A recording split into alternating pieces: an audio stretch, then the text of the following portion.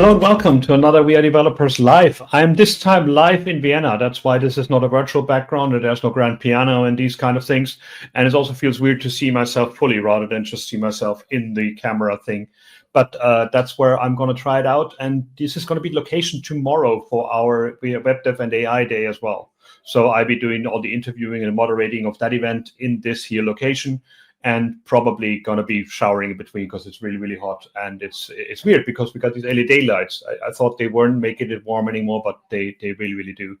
Dan, how are you doing? You're stuck again to a degree. You Have I frozen? Yeah, every time you smile, you freeze. This is actually a good thing. I mean, it could be worse. Yeah. Like you got beautiful teeth for a British person, so. It's true. It's true. I like to sort of smile on behalf of most other Brits, really. I like to just do it sort of for everybody. But yeah, I don't know what it is. Every single time I smile, I freeze. I know. I think maybe I need to stop smiling and then I'll stop freezing. I don't know. But either way, I'm just saying I'm happy to be here, Chris. It's Wednesday already. We say it every week. Yeah, but I don't know how it happens. Yeah, it's Wednesday already. This time I didn't call it Friday, so that's good. So I carried it Wednesday. We're not going to get into copyright editions now with Netflix or whatever show where that show was. And you're getting more guitars every single time, it seems. Like there's one, is this like a running gag that you have like more? Yeah, they're all for show. Again, I've got no idea how to actually do it. You know, this is like the equivalent of leaving a really intelligent book on your sort of coffee table so people think you're clever. This is my way of saying, like, look how creative I am. Yeah, I should probably, one day, crack it out and actually play a song. But I'm not going to encourage that because then you'd realize I'm not very good. There you go. Yeah, it's also just like the person at a party that brings out the guitar and everybody just starts hating you immediately. It would be fun to just put like random instruments there, like a flugelhorn or like something that nobody expects, like one of those, like an accordion. Or like, Send them to me now. Here's my address. We'll put it in somewhere. Send me weird instruments and they'll make it up there. Excellent. Okay, we have a guest today as well. Again, we've got Emma Dawson here. And she lives in Sweden, but she's not Swedish, right? Yeah, that's true. I'm actually from the UK, just like Dan. Well, he's from Bristol, so that's a different story. I don't know if that's the UK, but it might be. We don't know.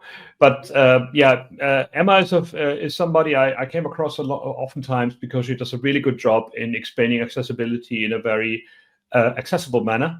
And not in a frightening manner. Like I've been dabbling in the accessibility world for my whole career, and it always fascinates me that you have these like different people that try to explain accessibility to you. You got like the super technical people that scare you with like you will never be able to make your thing accessible. You got like the UXy people that are all like, oh, if they do this, then it might be easier. And then you got the Germans, which like you're gonna get sued to death if you don't do it right. And I like that Emma is doing this middle ground of like explaining things and getting things in there. How did you get into the accessibility space? What was your driver for that? So actually I retrained I was a teacher for a long time before I kind of got burnt out on that and decided that I was going to become a web developer instead. And during my training to become a web developer, I had to do an internship, and I actually ended up doing my internship at the company I work at now called Access Lab, and they have a strong focus on accessibility, and that was the first I'd actually heard about accessibility in the web. Obviously, like being a teacher, I had worked with children with various different needs like Asperger's, autism, ADHD, children in wheelchairs and that kind of thing, so had always been used to adapting lessons and things to children with varying different needs. So it was kind of felt like a natural progression in a sense when I started doing web development and be like, oh, this is actually something that is necessary on the web as well. And I kind of got hooked on it and have been doing it ever since. Cool. Yeah, another teacher. That is weird. What's with the English teaching system that they actually end up here? Dan was to be a teacher as well. Like. It's probably one word, Ofsted. Yeah, for anybody who doesn't know what that is, that's our regulator, and they talking about kind of striking fear into people's hearts. That's what Ofsted definitely do. Yes. And I just want to ask a question on that, really, about were you, when you were teaching, was that sort of a specialism of yours or a focus point, in trying to be accessible? Because I think that most teachers would say it's kind of part of it, right? That it's how you enable everybody to learn that's in the class. but you definitely get teachers that stand out as the ones that just it's almost like they can see through the eyes of the students that they're teaching, because they just know what the issues are they might be dealing with and how to deal with them. Was that something that you had, or was it just the fact that you had worked with children made you then think, okay, this is something I need to factor into how I work as a developer? Yeah, I don't think I had any special knack for it in teaching. It's part of every day. Like, you're encouraged or you're expected to make your lessons, like, adapt them so that different children with different needs can take part and join in. So, like, it's very inclusive kind of environment. So I guess I just kind of took that inclusivity with me when I started web development. I guess that there's a lot of courses like that, and a lot of like alternative school formats, like Montessori schools or things like that, have a different way of approaching that at all. Like the whole inclusivity is like we teach the kids to their strengths, not like that everybody has to do the same mediocre learning kind of thing, or you only learn for the test and then you forget it again. I remember I had a school colleague who basically learned math in a Montessori school, and they learned math as a philosophy rather than as a science. And holy crap, when the teacher came up with a problem and he like, oh, I have a different approach to that, we knew the rest of us could just like Skype off and do whatever we want, because they're basically, it would be like 45 minutes of like random, non-understandable things that are just beautiful. But at the same time, like, okay, that's interesting. It's amazing how a bad teacher can actually spoil a whole field for you.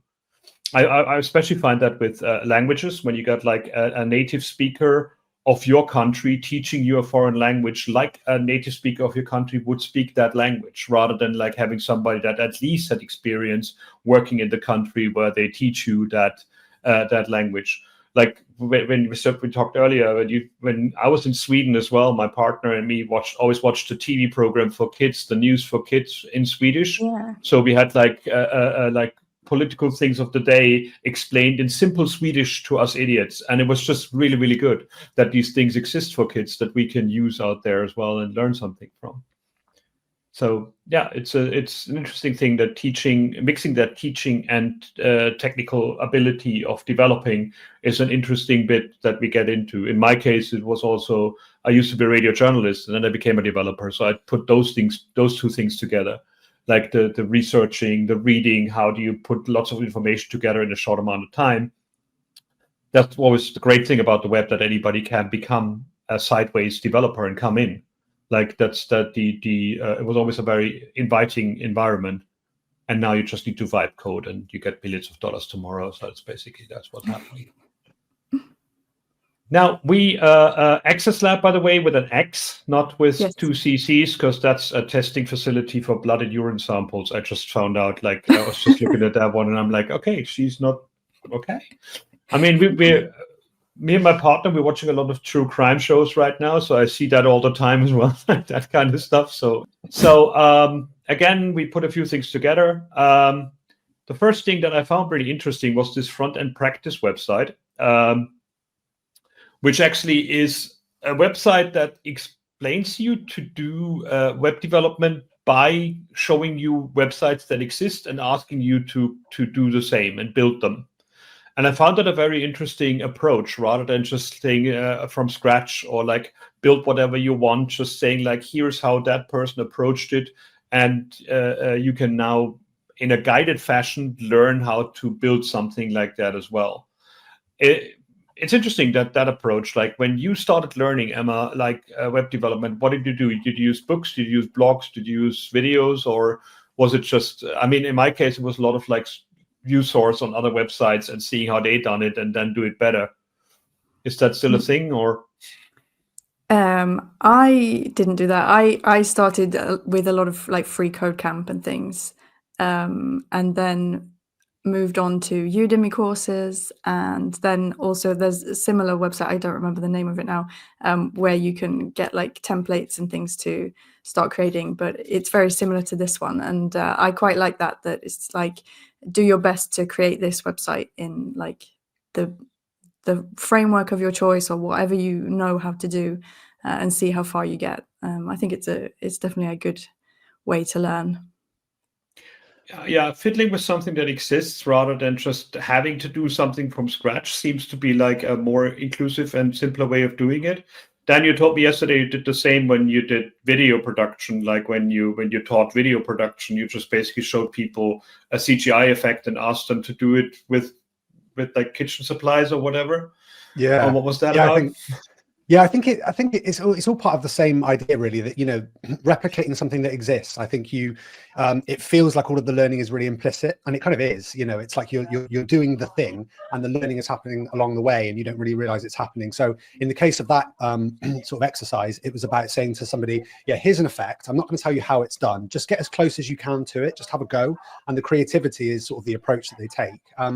What I like about this front end practice, though, in a similar sort of way, is that they've leveled things. So the sort of very simple UIs, if you like, will be level 1, and then the more unusual ones, where there's things like layering, and you might have to do like, you know, inverse margins and things like this, they're higher levels. But they demystify it. That's what I like, is that it's like showing somebody the technique and then saying, well, look, here's actually the way it's been achieved. They show you things like fonts, they show you color schemes, they show you basic components that are on the page. So for somebody who is trying to learn, it's just showing you the inner workings, and it's not getting too technical, but it's making you ask questions about, oh, could I do that? How do I do that? Can I use that in my own project? How is that usable? Do these colors work? It's all these kind of design questions that are really implicit. So I love things like this, and I think you can overlook it. It's just something that's a fun thing for people to go on and work with. Actually, it's teaching them design, whether they know it or not. And I love that. It's brilliant. Yeah, we used to do that in Yahoo UK, where as an interview, we basically had a PSD file that we sent people and say like, okay, here's the website, what it looks like, build it for us. And then I asked them in the interview to talk me through how they approached it, how they actually built the thing. And that taught me so much more about that person that is in the interview room, that some whiteboard, like here's a weighted tree or whatever. Like, I mean, I walked out of whiteboard interviews where I said, like, no, I'm not going to do that. I think the best was in the BBC when they asked me to write XSLT on a blackboard. And I'm like, nobody should write XSLT by hand. That's just cruel. And on a whiteboard at like 9 in the evening, no, I'm just out. This is it. Like, I'm not going to be here. But yeah, it was interesting to see the approach from people, how they did that. And it's so weird because now we got all these like image to code generator AI things, and we stopped sending PSD files with like websites to people like 20 years ago. Luckily, because we realized it's not a picture. A website is a living, breathing thing that changes according to content, according to what components are used, what are needed. And this is not the thing we do anymore. But it's still like, oh, but look, with one click of a button, I can include 50,000 React components for this one image to generate it as a clicky thing. And but it was interesting to see the approach. I think my favorite was the one person that actually took all the code, because we asked him about functionality, make a carousel or these kind of things. And he took all the code out of my book, and because it was published a year before, and he didn't know that I was the interviewer. So he came in, he sat in the room. I came in as the interviewer, and he was just as white as the wall. And he's like, oh my God, this is going to be horrible. And I'm like, so the code that you used looked familiar. So like, what would you do better? How would you improve it? And he basically answered those questions really well. And I hired him because it was open source code. You were allowed to use it. And he didn't just use it, he understood it. And that is for me like a very interesting thing for people to learn, that you can use any free stuff out there, but please understand it and don't sell it as yours. Then there's no problem with reuse. And I'm writing a keynote for another conference right now about AI and creativity and these kind of things. And I feel like as developers, we're always focused on making ourselves redundant. You know, we write scripts to generate things, we automate processes. We basically don't want to do the same thing over and over again. And then we wonder when our job gets actually done by a machine sooner or later. And you're like, that's totally fine. Like, let's move on and do something else, or use the time that we have now to do some proper accessibility testing or do some proper UX improvements, these kind of things.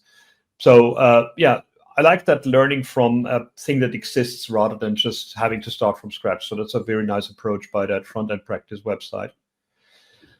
Now, my former team in Edge, has a new proposal on separators in CSS, and I never knew that was such a problem. But it's a very insightful piece explaining you how to make like one-line separators between different content pieces that have the correct length, like in a multi-column thing, to know which one is the longest and these kind of stuff. So it's a new proposal that might get into the browsers, and I think it's great that browser companies innovate in public and just ask for feedback here. So you could just open an issue, and there's an explainer as well, and there's an issue on GitHub where you can just say like, okay, I think that's crap, I think that's good. Did you ever see that as a big problem to solve in a design? Did that come across as an issue to you before? I've definitely, when I first started reading the article, I didn't think it was such a problem, a bit like you, Chris. But then when I started reading about how, we fixed this with adding borders and then having to take away the last border and the first border, and I was like, I have done that a few times in my career so far. So I definitely get where they're coming from in terms of that it may be nice not to have such a hacky way to do it. I mean, I'm looking at that image as well at the bottom of the article, Chris. If you don't mind just scrolling down, it's the one with the 3 squares and they're sort of divided up. I mean, just imagine trying to do that. You know, your CSS would become very hacky. It would also become really unpredictable. You know, if it's resizing, responsiveness, things like this.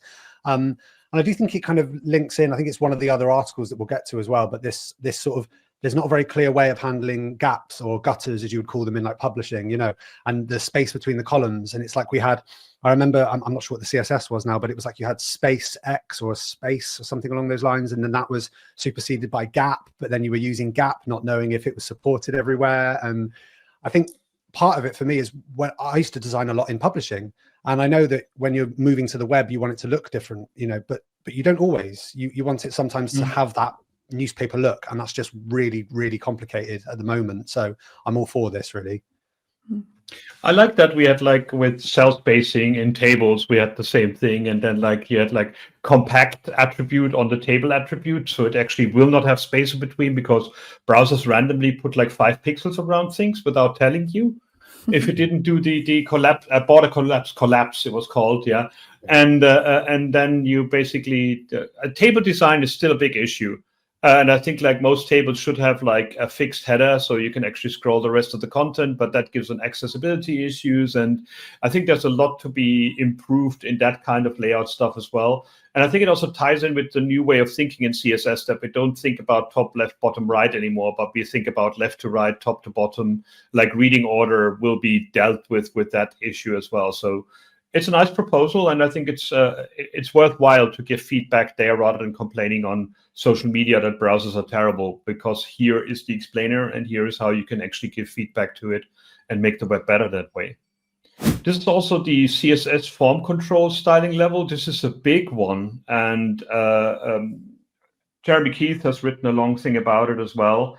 And basically, we still have the issue that forms are still having this preconception of what things look like. And this is like a more detailed approach to actually give form controls much more styling opportunities, now that we also have things like a select box that can be styled and like have like separators in between. So it will be interesting to see what we can do with that. But I mean, you probably came across that as well. What drives me nuts is like, if you give people too much control, then they make things look differently. Like everybody wants to make their own scroll bars, and then they actually become unusable, and they don't have any keyboard highlight, for example, or these kind of things. So it's great that we have this full styling access on the web now, but it comes with 2 drawbacks. And I wonder if that's something that you both can comment on. I think the drawbacks are that everything becomes much more complex. Like CSS used to be super easy, and now there's like 10,000 new things, and like sizing of fonts is just like 50 different things that you can size things with right now. And the second is that it gives people far too much opportunity to shoot themselves in the foot. Like you can say an input box is ugly, but it still works. I can still recognize it as a as a low-sighted user or as an elderly person that basically knows what a box looks like and now has to find it because we make it with round corners and gradients and beautiful, and we did the same with Flash. So do you think we are trying too hard to make the web completely stylable, and instead of just saying like this is what it looks like? Because mobile operating systems never bothered. Like in iOS, everything looks the same as a box is a box is a box. So you basically cannot do much about it. Should we do the same on the web, or is it something that you enjoy doing?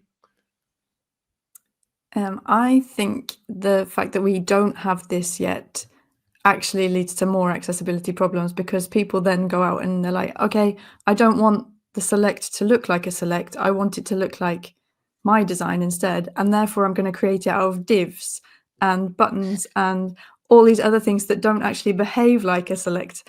And they don't go in and add any of the keyboard functionality that it's supposed to have. Then screen reader users and keyboard users and any other like users of assistive tech can't use it at all. Not even like they probably can't even find it in some cases if you can't tab to it. So I can see what you're saying, definitely, but I think the fact that we've not had it has led to more problems with people trying to create their own widgets. And so I actually think this is a really nice kind of way to give people the control that they want, and hopefully people will then move over to using native like HTML elements because they can style them more, and hopefully that will boost the accessibility of the web overall. I think that's.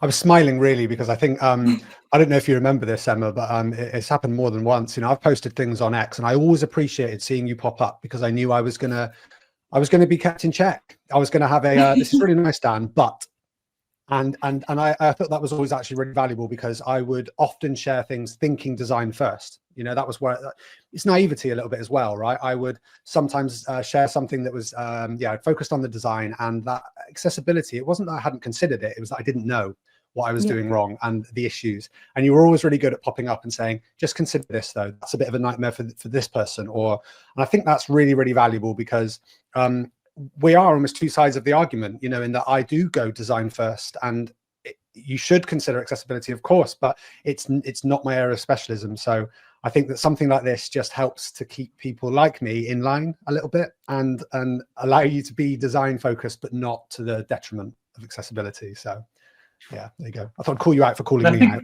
Yeah. I think the big win here as well is if reusable components in frameworks use that stuff under the hood. This is when it becomes really useful, because I mean, if they go, I mean, like things like boilerplates that we had in the past were basically like lots of diffs because the other things weren't stylable. You couldn't overwrite them. And now we could actually, and this might be naive of me, but I hope that like framework creators, component creators will actually use these standards that way.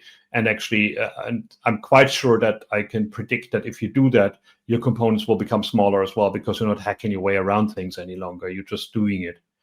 And there is always this feeling that I get from React people and from framework people in general that they want to have the control. They don't want the magic that a select box gives you. They want to write that functionality themselves, not realizing just how much work that really is. Like, I remember when we did the scroll component in YUI back then, and we found like 73 different interesting moments, as we called them, how you interact with the scroll bar. Like you just think like, okay, it's just dragging the slider, but no, there's like a keyboard page up, page down to the end of the scroll, to the beginning of the scroll. Like you do like the arrow keys to go by pixel. You can go shift arrow key to go by 10 pixel in most of the scroll bars in operating systems and these kind of things. So the whole UX has been thought through. And especially select boxes, I think, is great because you type the word that you want to go to and it will highlight the one that you want. It's kind of an autocomplete built into a select box, but most people don't even try that and scroll down to the, I think the biggest offender there is a language chooser or a country chooser when you actually sign up for a website, and then you have like, I had something sent to the office yesterday here, and this is Austria. And the amount of times I almost got it sent to Australia because I just typed and hit enter. It's just very, very bad. mean, it takes 10 minutes to find the UK, I find, in those lists. It's whether or not it's United Kingdom. Sometimes it's at the top with America. Sometimes it's not. Other times it's Great Britain, British Isles. There's England sometimes. Wales, UK, yeah. So you just have to sort of click pretty much every letter on your keyboard, and eventually you'll find it. That's what I go for. It's crazy. Well, I found it the other day as well, a weird one in my partner's computer, because that one is set up in German, that the auto-completion normally jumps to Deutsch rather than German, although the website shows it in German, so you have to press a D to get to it rather than the G. So, you know, if you ask the operating system to translate things for us, it didn't translate the data bit under it, it just translated the display of it. So you press G for Germany, but then it highlights the Deutschland in the link, and you're like, oh, okay, that's just confusing. The self gap is the other one that you said earlier. That Ahmad is amazing. I still want to get him on this show. Like, he always comes up with these like courses to teach things yourself, and they're so detailed and so wonderfully done. And I don't know where he's working or what he's doing, but he's actually really, really a gem of a person to have around. And that one is basically talking about a custom gap between flex or grid items. So Dan, you looked into that more detail, or? Yeah, this really bugs me, spacing. I am a real stickler. I would say it's something that I wish I didn't care so much about. But it's something I just can't sort of skip over it when I'm working. You know, if I notice that there's inconsistent spacing, and for me it's quite often where I've done things like I've maybe put a bottom margin on every H3 or whatever, and then it kind of throws everything out, and I start questioning, you know, what I should do for the sort of top level. Should this be sort of site specific, or am I just focusing on one component and making it look better? That's usually what I end up doing. I'm realizing I'm focusing on one component, and you know, I could very easily kind of break the rules that I've set for the site-wide styling. But yeah, this really bugs me, because I think it's it just feels like a very messy part of CSS at the moment, where it feels like we're in a transition. We don't really know how to deal with spacing. As I said before, gap self. I know he's put that at the bottom as saying this is another alternative way that you could do it with gap above and things like this. And part of me says, well, shouldn't gap just handle it? Do we need another way of doing it? However, I see that gap above and I straight away think readable, easy to understand. It's very literal, gap above 4 pixels. Couldn't be more readable. But yeah, this stuff really bugs me. And I don't know if it's just me. Does it actually bother you when you see it? Is there an accessibility reason for it to do with the flow and the spacing of elements? Or is it just people having design, you know, kind of arguments about specific spacing and margins?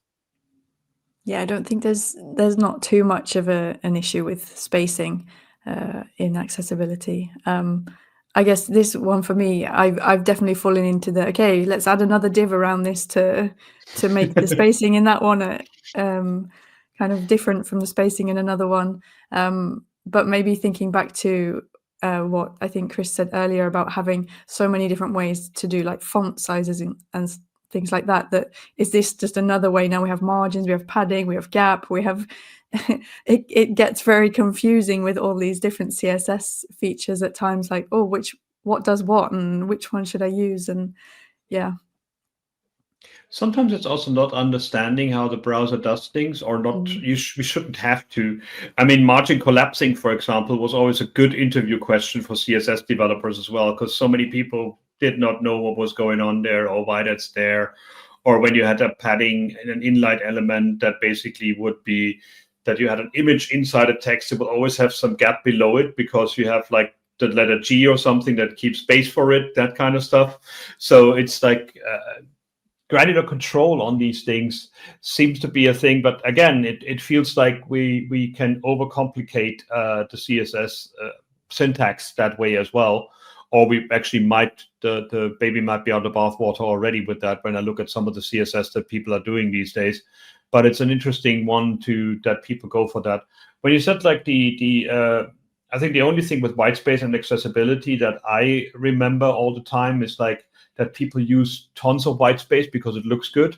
And if somebody has like a 400% zoom but only sees like a part of the screen, they will have to scroll like kilometers between like your heading and the first text element. And that can be really confusing as well.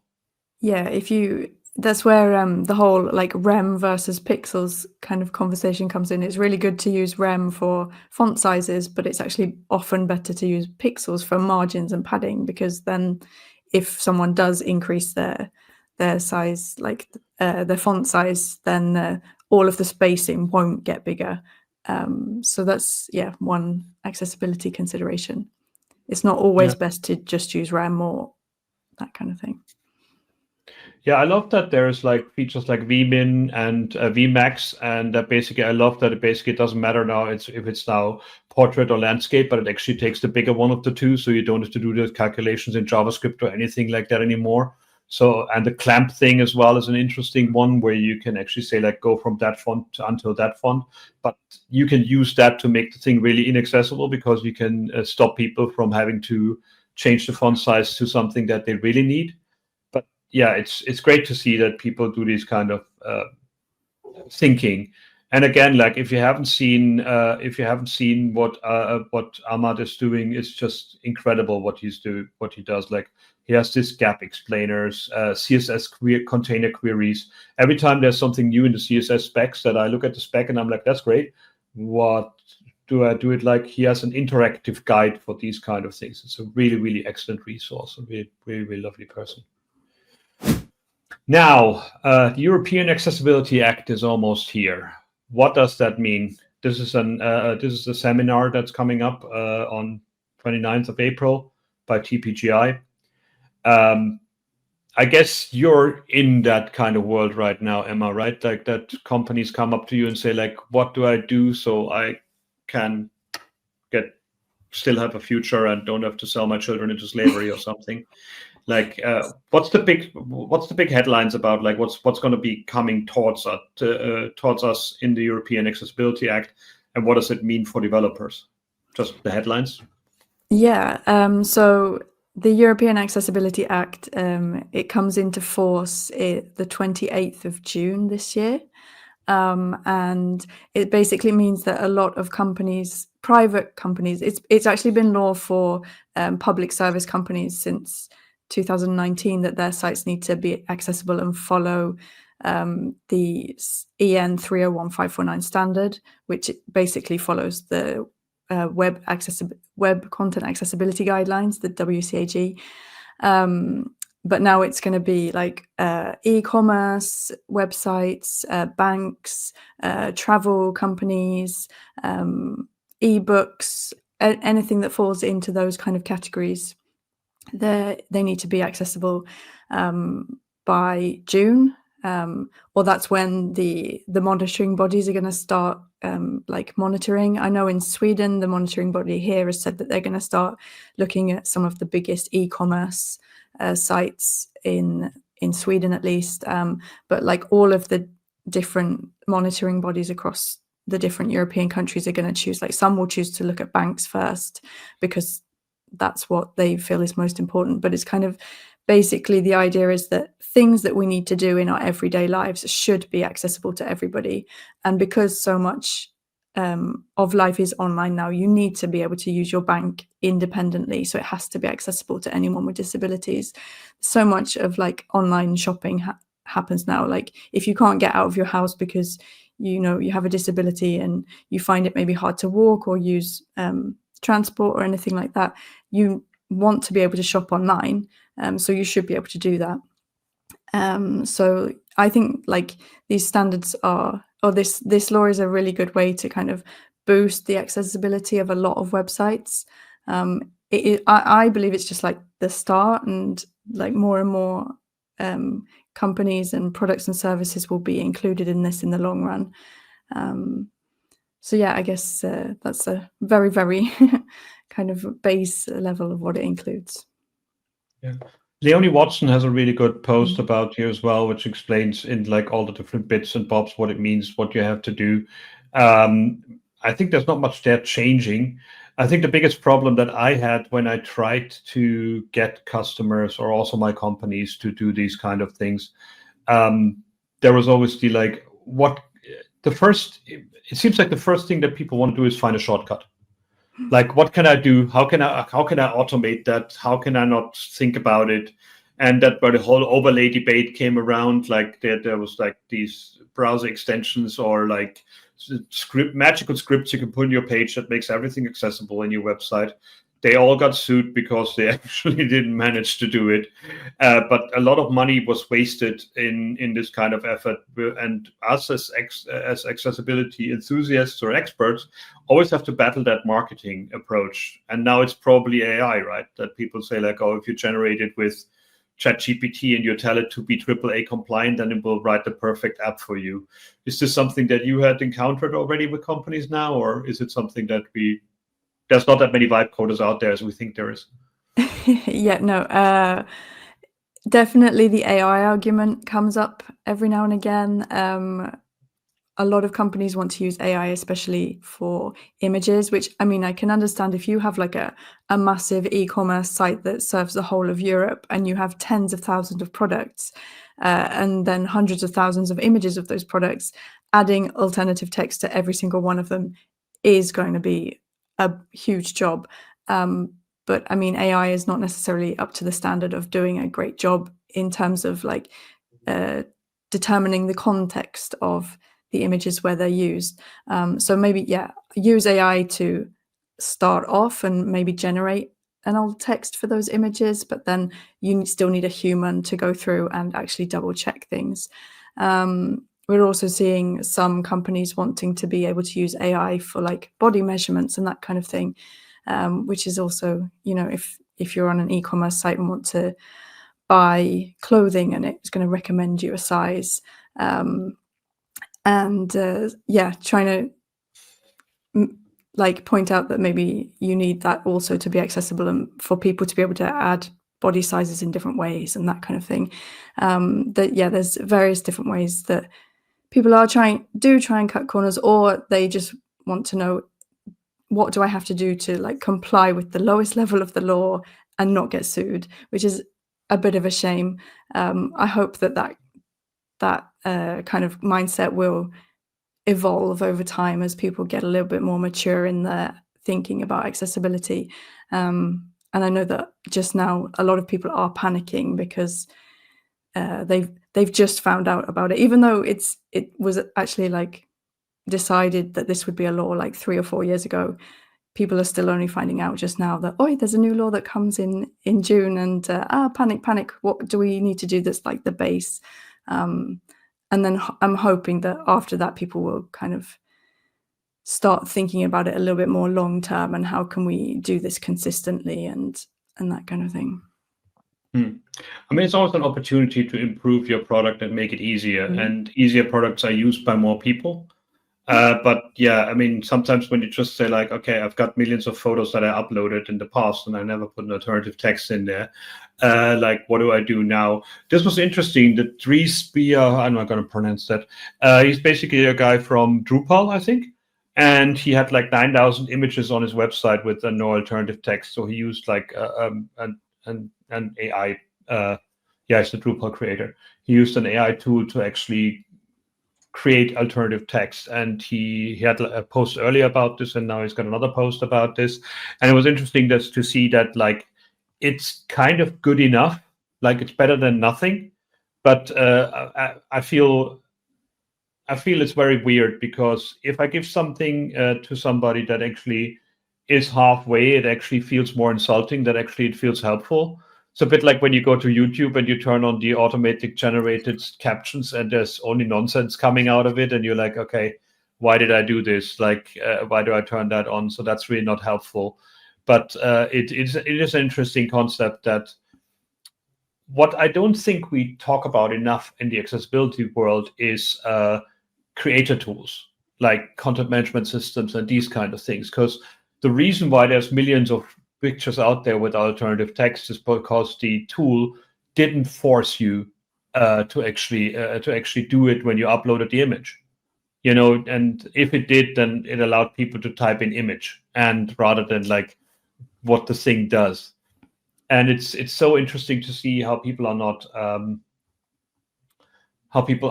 actually thinking about what alternative text means. Alternative text means if the thing can't be seen, it should make sense, not describing what the thing looks like. And it's so many benefits. It was basically like it helps you with like search engines, or used to. It probably will help you with AI chatbots right now as well. And even if it can't be loaded, it still makes sense. I love, for example, that when you use Mastodon, and you basically have it by default, it doesn't show the image, but it actually shows the alternative text most of the time. So, okay, in this case, it doesn't. It only does it on my mobile phone. So if you have a lower connectivity, then it basically will never show the picture, but it will show the alternative text instead. And that's something to remember. It's a bit like a title tag in the HTML. You never thought it's actually useful, but it's the first thing that somebody who cannot see will get from your website. It would basically be the explanation of what it's in there. So yeah, I found it interesting that these laws, when they come out, then people start scrambling.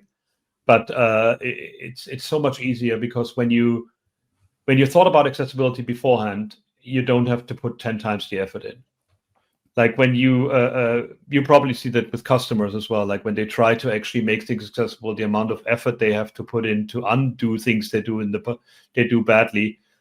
I think it's actually, your money is better spent training people up rather than trying to fix the problem afterwards.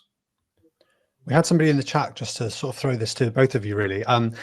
Somebody says, is there a checklist for everything? Sort of, this is a big question, actually. Is there a checklist for every aspect of accessibility that one needs to achieve? Now, I know that we've said it kind of runs very deep, and you could, optimize your site in 1,000,001 different ways. But is there somewhere that people should just go at this point, if they're watching, to just sort of, is there a checklist? Is there something they can go, these are the core things not to overlook? I mean, a lot of people say like accessibility isn't just a checklist, but I can definitely understand people wanting something like a place to start. And yeah, the web content accessibility guidelines are a difficult place if you've never read them before and don't understand them. They're very like written in legal speak. Yeah, there are a few places that do like try to write this in like more plain language and give you checklists. I'm thinking one of them has like the word magenta. It might be Magenta Ally or something, A11Y. Well, there's technological stuff. There's also the WebAIM project, which actually has some really good explanations. Like webaim.org is something that has been around for decades, and they're doing a pretty good job in explaining what you actually need to do. Like, and it's still legalese, but it's easier, I think. Like, so that's the tricky bit there. But beware that there's lots of people out there that actually realize that doing accessibility content is good SEO as well. So there's a lot of like very outdated materials out there. So going to the WCAG directly and going through the discussion lists, or there's a Discord, I think, as well, that you can join, or might be a best way of doing it. But there are like tick box guideline things that you can do, and there's also inbuilt tools in the browser that actually are on that. What I use for testing is the Accessibility Insights, which is not showing in the screen share here right now. That's basically an extension by Microsoft that gives you like a step-by-step process to go through your page, and it shows up when something has a missing alt image, alt text, or like it shows you the issues visually in your page. And you can actually have like then a comparison to the WCAG guidelines and say like, I do this, I do this, I do this, and it vanishes away. So it's basically a laundry list of things you have to fix. And also what it does, it ties in with your bug tracking system. So when you find a thing that is broken, you can file a bug directly to your engineering team from that checklist. So that's a really interesting thing about it. But yeah, there's many things, and I'm quite sure that after this, Emma is now going to write one simple English thing and publish it this afternoon on Access Labs, and then we go from there. No pressure. Probably asking ChatGPT to explain it to you. That would be interesting when it comes out of that one. But yeah, it's coming. It's not the end of the world. It actually means that you just have to comply with a few things that some people in America might not to be excited about, but that's something we have to do with GDPR compliance in data and security as well. So if you want a European market, then actually you have to think about like how Europeans do it as well. And I mean, Sweden was a great example when you said like banking and all these kind of things. All the government stuff was online in Sweden. So basically, you couldn't even go to an office any longer and sit in a waiting room. You have to do it online. So connectivity was a given kind of thing, whereas like in Germany, there's still many things that I have to send faxes or wait for letters. And it's hilarious when you wait for 2 weeks for a physical letter with a QR code in it that you scan on your app then. But that seems to be the thing to do. So it's interesting. I mean, Dan, with video productions, we have the same thing. Like what do we do about subtitling? What do we do about captioning? What do we do about providing a transcript? Having a transcript as a means of navigating a video. And we're trying very hard to use like AI to get the things automated, but it's not quite there yet, is it? No, and it's a bit strange. I think I used to use when I was teaching, I always used to sort of try and explain to people why accessibility is important, of saying, well, if you had a group of people and you were all deciding to go meet up and go for a meal, but there's a curb and somebody's a wheelchair user, you're not going to say to that person, sorry, you can't come because you can't engage in this in the same way. Or if you did, you're not a very nice person, right? We'd all agree on that. But then if those people were to say, okay, this person can come, but it's now a hindrance for me to have to make these changes for them. And what's the quickest way I can do it so that it doesn't cost me any money? You would say, you're still not a great person. You're not being a very good friend. And I think that whether it's video, whether it's programming, it's always the same. People are looking for these shortcuts and they ground it in, well, my company needs to be profitable, so it shouldn't cost me any money. And again, that would not make you a very good friend. So yeah, I do think that in all those cases, they're trying to be accessible, but I feel that there's still a little bit of a, what's the word, giving it lip service, or they're not really believing it when they're saying they're trying to make things accessible. But however, I will say, just the fact that now subtitles have become standard is such a win, because there were years on the internet where anybody who couldn't engage with that content audibly in the normal way, I say normal in quotes, what do you do? But at least now you've got subtitles, if nothing else. But the sad thing about that came mostly because people were watching content on buses, and so they didn't always want to have the sound on. It wasn't really because they were trying to sort of enable people. So yeah, it's an ongoing battle, isn't it? But at least there's some small wins that have come off the back of it, I guess. And there is weird licensing with it as well. Like, I mean, I've got Amazon now, not my UK account anymore, because normally I used the VPN and used my UK account. And now I use the German one because I need to legally get things sent to my address, Germany. And now it basically is programs that I watched before on Amazon Prime. In Germany, I don't get English subtitles for them.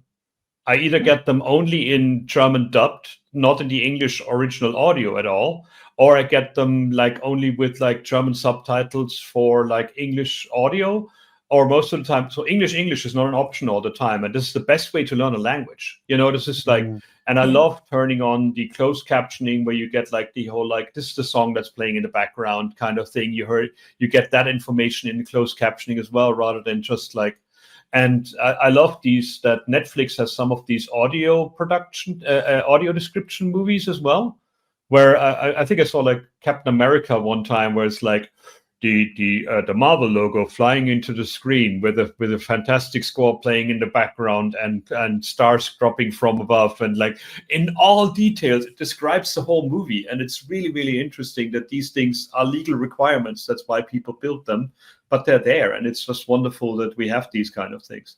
If you ever get a chance to get a pirated copy, because there is no official one, I think, from the original Total Recall, there was a version where Schwarzenegger was asked to do a behind-the-scenes make a documentary audio track, and he was either drunk or he didn't know what was going on, and he's just describing for the whole movie what's on the screen in his accent. It's just one of the funniest things ever. It's like, so I'm sliding down the stairs and I'm shooting at all the bad people. There's blood everywhere, and like, it's just so good. And again, that goes back to alternative text. Don't describe what's on the screen. Describe what the meaning of the thing is. I love the fact we just got you to do an impression of Arnie. That's made me day. Yeah, I might be thrown out of Austria in a second. I don't know yet. Like. This is a thing that I didn't know before either. Accessibility support is basically, can I use for accessibility features for ARIA and these kind of roles? And it actually displays the different JAWS, the different screen readers with different browsers. So Narrator and Edge, NVDA, Chromance, Orca, and Talkback, and so on and so forth. And I think that's really interesting to see if you, for example, if you get like an automated test running through your app and basically say like, here's your accessibility issues. Sometimes you just can take a look here and say like, there's no way to fix it. It's actually the problem of the screen reader. We had a few of those when I worked on the developer tools. I worked on these developer tools in the browser here, and we had to make them accessible. And at one time we had a problem with Orca, which is a screen reader on Linux, and all 5 desktop Linux users were using it properly. Yeah, we could not fix it because it was the operating. But in Microsoft, we weren't allowed to release the product if it wasn't 100% compliant. So we ended up actually putting a patch in Orca because it's open source, so we can actually fix the screen reader. So I got one of my engineers to actually fix the screen reader instead of working on the Edge browsers, just to make sure that our legal compliance would get through, and we actually were allowed to use it. But this is very insightful because testing across different browsers and screen readers is huge amount of work, and especially it multiplies because it's 3 browsers, 5 browsers per screen reader per operating system. How do you Emma, do you people offer testing services as well, and do you actually do it with automation, or do it with real people, or what's your approach there? Yeah, we actually do a lot of auditing of different websites at the moment, and it tends to be a combination of, we use automated tools like the Microsoft Insights that you mentioned earlier, or AxDev tools, that kind of thing. But we spend a lot of time on manually testing with keyboard, with screen readers. I work with a couple of people that actually have visual impairments, and they use a screen reader daily. So they do a lot of screen reader testing for us as well, and demonstrating how to use screen readers for our customers. And then we make recommendations based on the results that we find. And also, if we can convince our customers to do usability testing, then that is like the best kind of way to find issues, because even if you've followed all the guidelines and you've made it accessible according to like WCAG, it can still be inaccessible or unusable. Just because you've checked off the criteria doesn't necessarily mean that it's a good experience, because it is like a baseline. So like usability testing is always the best kind of testing. Yeah, I'm on the 10th of April. I'm giving a keynote at a testing congress here in Berlin, and that's what I've kept talking to people about as well. Like, there's so many little things you can do just to get the empathy into your end users, into your companies that come to you.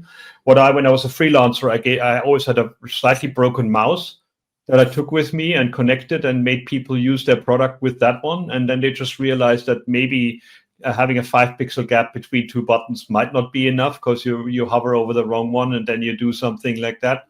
So that's a great thing. Or tell people who are right-handed to use their left hand to use the mouse and try their website out. That's a very simple one as well. So there's a lot of little details or little things to make people understand the issue before you actually start fixing it. And I think that's really helpful that you have people. And yeah, once you work with somebody who is actually visually impaired and you see like how they use a computer and what speed they listen to in their screen reader, was always the thing that fascinated me the most. Like, it was just very exciting. There's a few people that I want to have on this, but I'm not quite sure if I can actually if StreamYard is actually the system we use here for this thing is actually accessible. So I was thinking about getting like Leonie Watson in and a few other people, and like, but we will have to see if that works there. So yeah, Mario Rada in the chat just says hi from Austria. So we'll stop with the Arnie jokes now. So yeah, this is a really good can I use for this kind of stuff. Counter styling in CSS is a quick one from CSS Tricks. And I think it's pretty amazing, like how much automation is happening in CSS itself with the marker and the counter and counter reset and what you can do.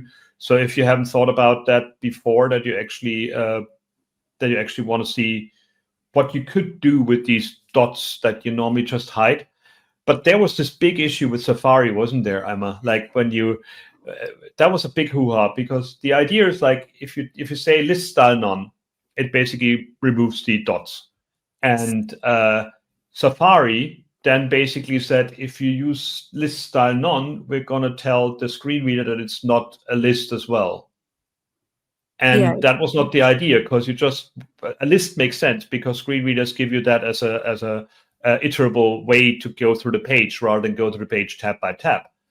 But yeah, I still don't understand why that was a thing, but in the description it was that people overuse lists and screen reader users were overwhelmed with it, or what was the story behind that? I think the story behind it is that if you choose to take away the bullets with the list style none, then you don't want it to look like a list, and therefore it's not a list. And that's why they took away the semantics. And so you end up having to put back the semantics in with using the ARIA role of list on a list in just for Safari to make it work. And that's really tricky, because testing for Safari, how do you do that even? Like only for Safari, then you have to put them in for all the other browsers as well, because detecting a browser is almost impossible. Yes, yeah, you just have to add role is equal to list on the HTML, and then luckily it doesn't get read out twice on with NVDA and JAWS, but with VoiceOver then you will hear it as a list. There is weird things like, button has to have an input type button. Like the button has to have a type button. Also, I think for Safari, because otherwise it would just be announced as a button in all the other environments. But there's like a bug that compatibility issues as well. If you use WebHint or if you use like the Edge extension for VS Code, it would put a squiggly line under it and tell you, like, by the way, you need to put this in to make this an accessible button. But yeah, there's a few things that are still frustrating that browser makers do, and we actually have to put things in. But in general, like if you have to put ARIA on things, you probably have done something wrong already. Would you agree with that?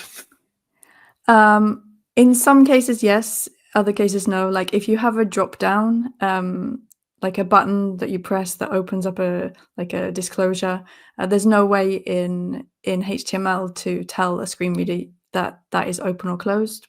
But you can do that with ARIA by using ARIA expanded. So in that case, adding that the ARIA is necessary to give more information. But a lot of times, if you find yourself adding a lot of ARIA, then you're probably doing things wrong.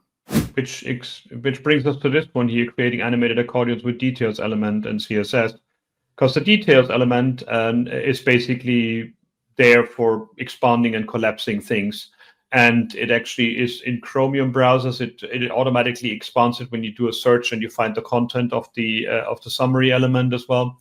So that's pretty nice.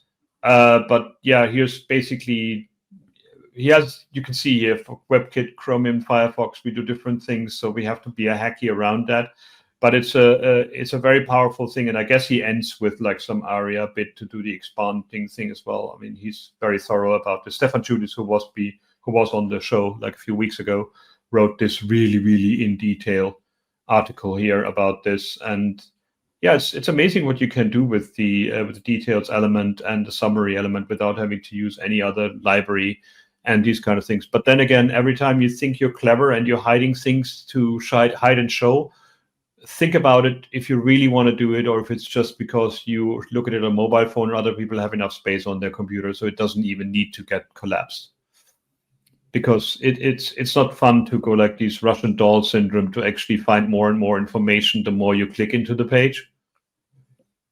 That's what training courses are really bad at that. Like when you get these like, okay, you're at step 3 or 5, and there's 5 under steps in for step 1, and out of a sudden you realize you have another, or these self-trainings you have to do in your company always. They would drove me nuts, where basically, I thought we're done. Sorry, Chris, I was just going to say about that article as well. It kind of taps into, like, as soon as I see a component like that, right, where it's like got these little transitions and it's quite flashy, it's really smooth and slick, you instantly assume, or at least I do, that makes it inaccessible.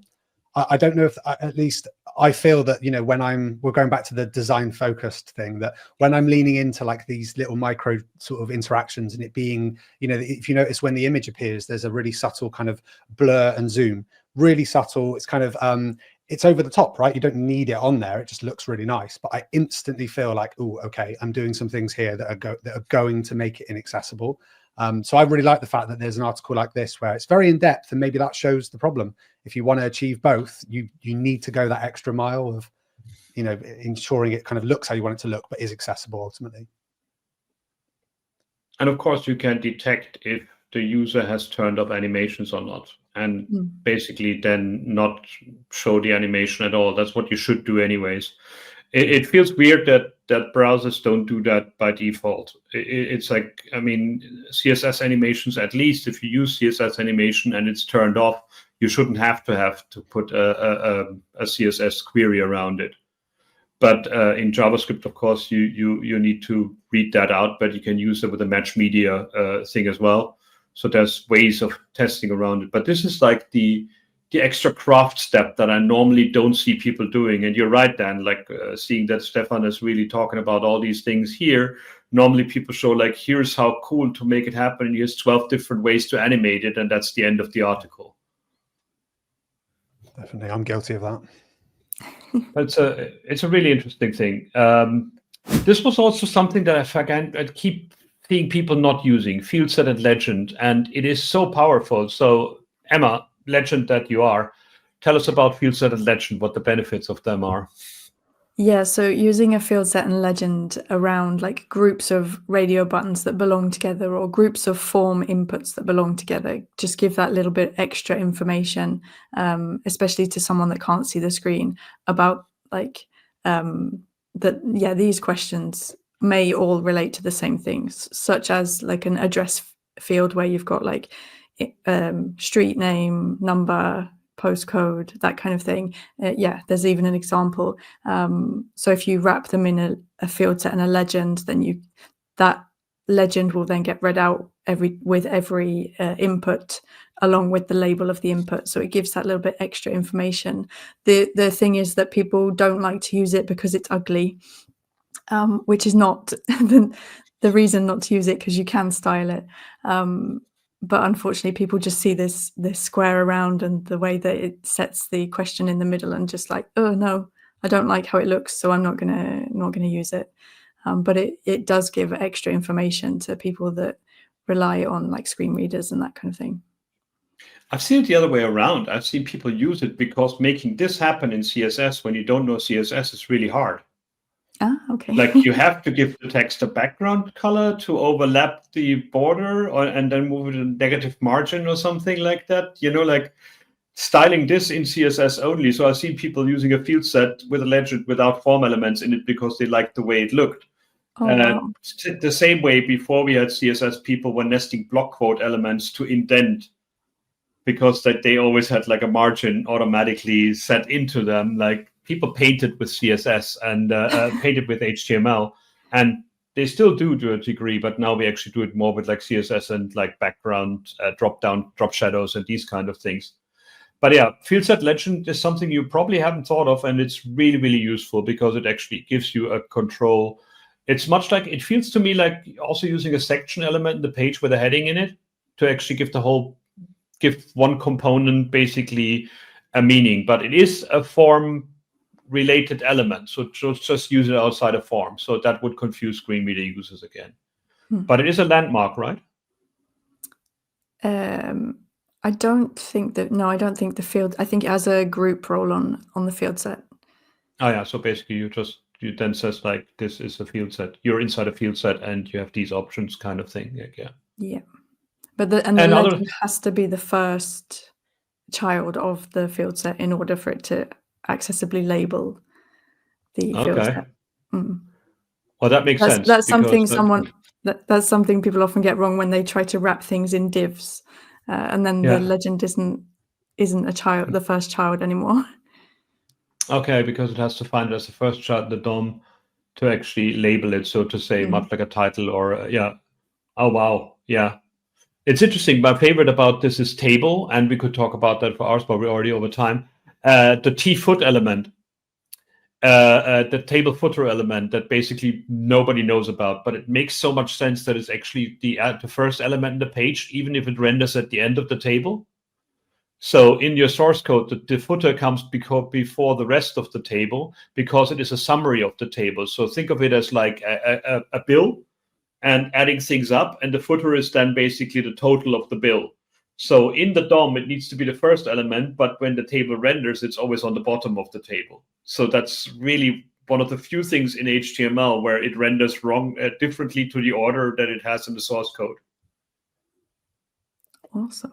Yeah, table accessibility and making axis and making headers and IDs connect with each other is an absolute pain because it's an issue for people with screen readers who can't see or can't use their mouse or have other issues, but it's also a problem for chatbots.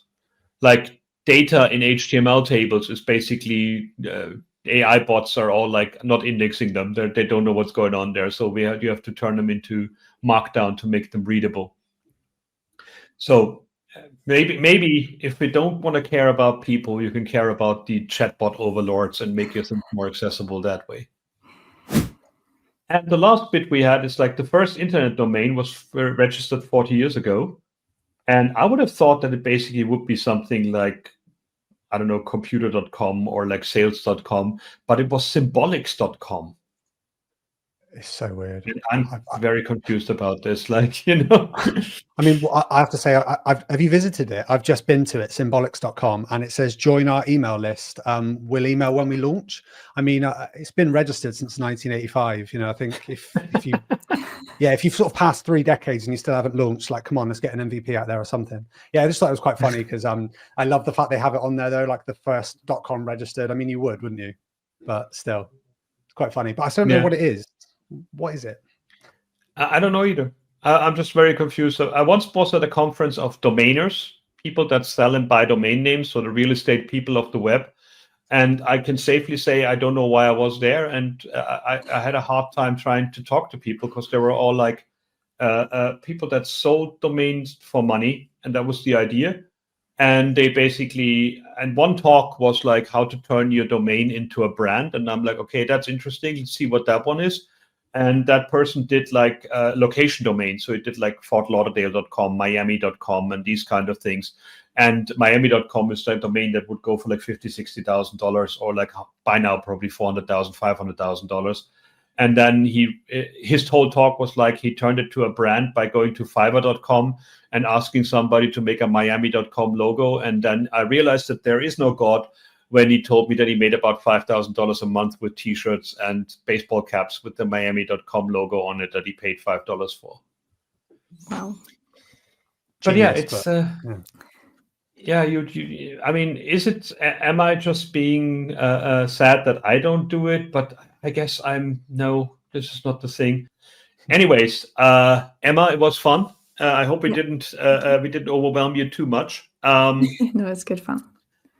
What's one thing you want our viewers to do in terms of accessibility, in terms of being a nice person? What do you want people to do more that you think would make the world a simpler place and is easy to do? I would say try to consider accessibility whenever you're building new code, whenever you're writing new things, because it's always easier to do it at the beginning rather than try and put it in at a later date or trying to fix something that's been there for years.